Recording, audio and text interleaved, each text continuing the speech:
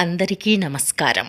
ఈరోజు భగవద్గీత ఏకాదశోధ్యాయంలోని 3, 4 శ్లోకాల గురించి తెలుసుకుందాం.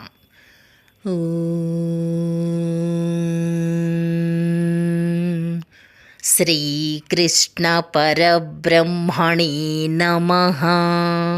శ్రీమద్భగవద్గీతా అథ ఏకాదశోధ్యాయః. విశ్వరూపసందర్శనయోగః.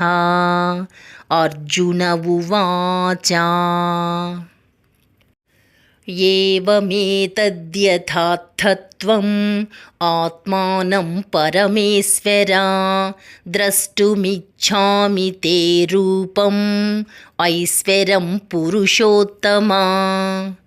ఓ పరమేశ్వర, నీవు చెప్పినదంతయు సత్యమే, అందు సందేహమునకు తావులేదు. కానీ ఓ పురుషోత్తమ, జ్ఞాన, ఐశ్వర్య, శక్తి, బల, వీర్య, తేజోమహితమైన నీ షడ్గుణైశ్వర్య సంపన్న రూపమును ప్రత్యక్షముగా చూచుటకు కుతూహలపడుచున్నాను. మన్యసే యది తచ్చక్యం మయా ద్రష్టుమితి ప్రభో యోగేశ్వర తతో మే త్వం దర్శయాత్మానమవ్యయం.